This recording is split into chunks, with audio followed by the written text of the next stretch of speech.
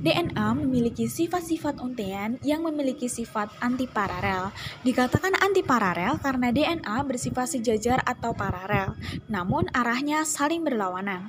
DNA memiliki ujung 5 aksen dan 3 aksen berdasarkan posisi gugus fosfat yang terletak di urutan atom karbon pada urutan gula deoksiribosa atau ribosa.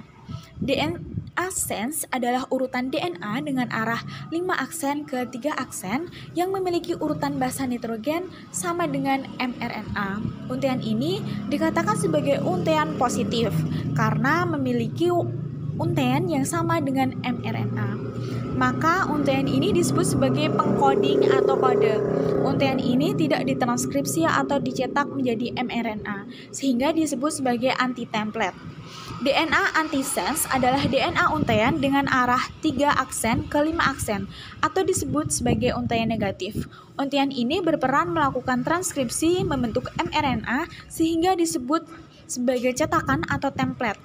Arah 3 aksen ke 5 aksen didasarkan pada antara DNA ini ketika proses transkripsi oleh enzim RNA polimerase. Urutan sekuens basa nitrogen pada untean ini tidak sama dengan mRNA, sehingga dikatakan sebagai non-coding. Nah, materi genetik yang ada dalam tubuh kita terdiri dari kromosom, DNA, RNA, gen, dan sintesis protein. Kita akan membahasnya satu persatu. Kita mulai dari kromosom. Pada sel tubuh kita, kromosom terdapat di dalam nukleus atau inti sel. Kromosom merupakan kumpulan kromatin atau benang-benang halus yang menebal dan memendek saat pembelahan sel serta bisa menyerap warna. Kromosom terdiri dari asam nukleat berupa DNA dan RNA dan protein. Kromosom memiliki ukuran yang berbeda-beda dengan panjang antara 0,2 sampai 50 mikron dan berdiameter 0,2 sampai 20 mikron. Struktur kromosom terdiri dari sentromer dan lengan. Sentromer berbentuk bulat dan tidak mengandung DNA. Lengan kromosom mengandung kromatid atau kromonema yang berbentuk pita spiral. Kromomer yang merupakan penebalan dari kromonema, matriks, dan telomer pada ujung kromosom yang menjaga agar DNA tidak terurai. Selain itu, pada ujung kromosom juga terdapat satelit yang berbentuk bulat. Berdasarkan fungsinya, kromosom dapat dibedakan menjadi kromosom tubuh atau autosom dan kromosom kelamin atau gonosom. Autosom berperan dalam menentukan ciri-ciri tubuh, bersifat diploid, mengalami pembelahan mitosis, dan jumlahnya 2 kali gonosom. Sedangkan gonosom berfungsi untuk menentukan jenis kelamin, bersifat haploid, mengalami pembelahan meiosis, dan berjumlah setengah dari autosom. Berdasarkan letak sentromernya, kromosom dapat dibedakan menjadi 4, yaitu metasentrik, kromosom yang letak sentromernya di tengah sehingga membagi kromosom menjadi 2 lengan yang sama panjang. Submetasentrik, letak sentromernya agak di tengah sehingga kedua lengan kromosom tidak sama panjang. Akrosentrik, letak sentromernya di dekat ujung kromosom, dan telosentrik, sentromer berada di ujung lengan kromosom.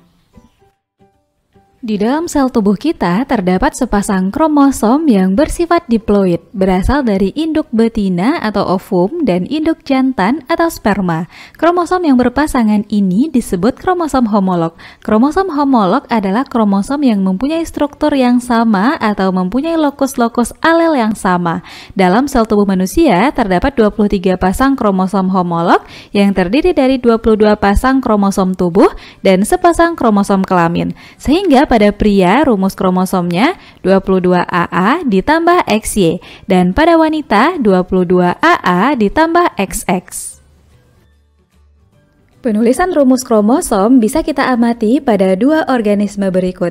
Pada manusia memiliki 46 buah kromosom sel tubuh, penulisannya 22 pasang autosom dan sepasang gonosom atau XX pada wanita dan XY pada pria, dan 23 buah kromosom pada sel kelamin, yaitu ditulis 22A ditambah X pada sel ovum dan 22A tambah X atau 22A tambah Y pada sel sperma. Sedangkan jumlah kromosom pada kuda adalah 64 buah yang terdiri dari 32 pasang pada sel tubuh dan 32 pada sel kelamin.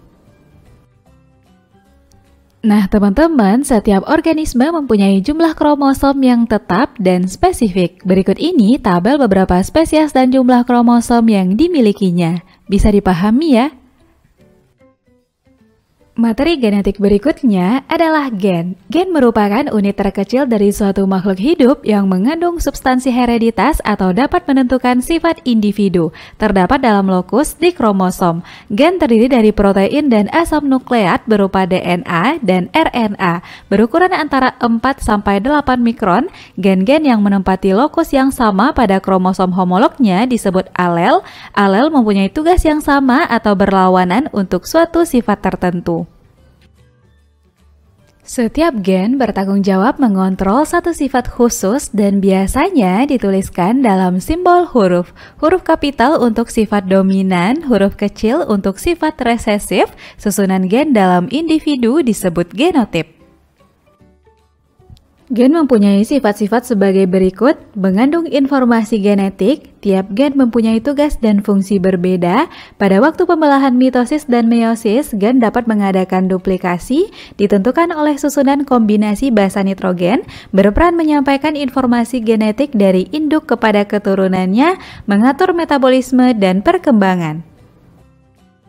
Materi genetik ketiga yaitu DNA atau deoksiribonukleik asid. DNA merupakan materi genetik yang diwarisi organisme dari induknya. DNA berupa double helix atau rantai ganda. DNA dapat bersifat heterokatalitik atau membentuk RNA melalui sintesis protein dan autokatalitik atau melakukan replikasi sehingga menghasilkan DNA baru.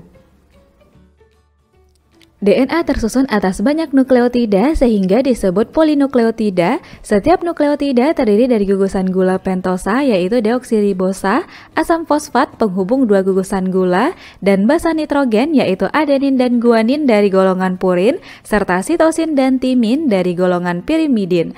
Dalam rantai DNA, sitosin atau C selalu dihubungkan dengan guanin yaitu G oleh 3 ikatan hidrogen. Sedangkan adenin A dihubungkan dengan timin T membentuk 2 ikatan hidrogen. Basa nitrogen membentuk rangkaian dengan gula deoksiribosa menjadi nukleosida atau deoksiribonukleosida.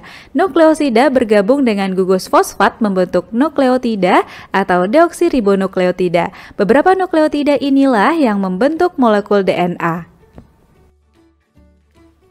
Nah teman-teman, inilah catatan untuk struktur DNA sesuai penjelasan kita tadi. Bisa dipahami ya? Sebagai materi genetik yang bersifat autokatalitik, DNA dapat menggandakan diri atau replikasi untuk membentuk DNA baru yang sama persis dengan DNA asal. Proses replikasi ini berlangsung pada sel-sel muda saat interfase pada pembelahan mitosis.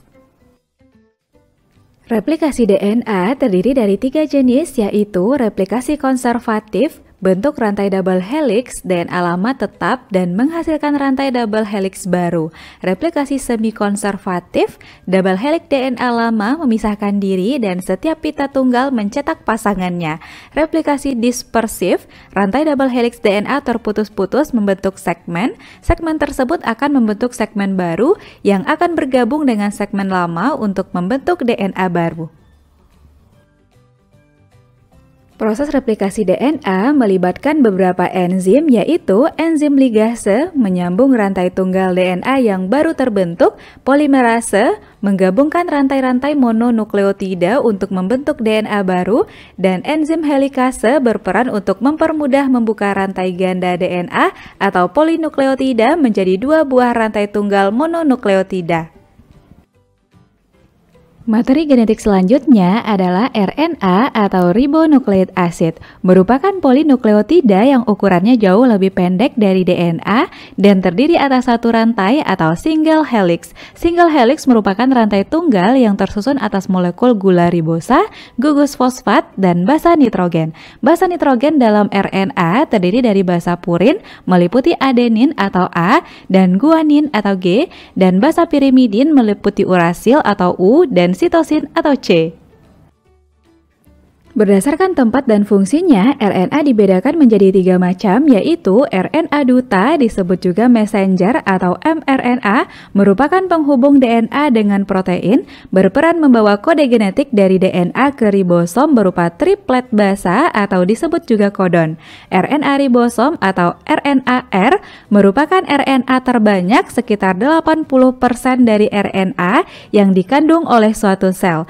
RNA-R banyak terdapat di dalam ribosom dan berperan sebagai tempat pembentukan protein.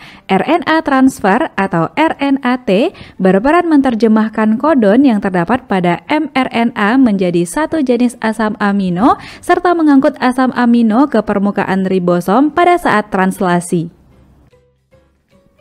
Dan materi genetik terakhir adalah sintesis protein. Sintesis protein adalah penerjemahan gen atau DNA menjadi RNA hingga terbentuk rantai protein melalui proses transkripsi dan translasi.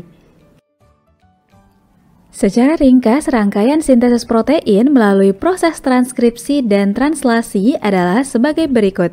DNA sense di dalam nukleus membentuk mRNA untuk membawa kode genetik sesuai urutan basa nitrogennya. mRNA meninggalkan inti sel menuju ribosom. Kedua tahapan ini merupakan proses transkripsi. tRNA datang membawa asam amino yang sesuai dengan kodon atau kode genetik yang dibawa oleh mRNA. tRNA bergabung dengan mRNA di ribosom. Asam amino akan berderet sesuai dengan kodonnya sehingga terbentuklah protein yang diharapkan. Proses 3 dan 4 ini disebut dengan translasi. Berikut ini merupakan tabel kode genetik dan jenis asam amino dalam pembuatan protein. Kode genetik merupakan instruksi berupa kode-kode yang merumuskan jenis protein yang akan dibuat, dan ciri khas protein ditentukan oleh jumlah asam amino. Pada tabel kode genetik tersebut terdapat 3 kodon non-sense atau stop kodon, yaitu UAA, UAG, dan UGA. Ketiga kodon tersebut adalah kodon untuk mengakhiri sintesis protein. Selain itu, ada juga kodon yang mengawali atau memulai sintesis protein, disebut start kodon. Kodon tersebut adalah AUG yang menerjemahkan asam amino metionin. Pada kode genetik terdapat 20 macam asam amino sebagai berikut. Untuk menerjemahkan kode genetik DNA menjadi asam amino, kita perlu memahami sifat-sifat DNA. DNA memiliki 2 untaian yang bersifat antiparalel. Dikatakan antiparalel karena DNA bersifat sejajar atau paralel, namun arahnya saling berlawanan.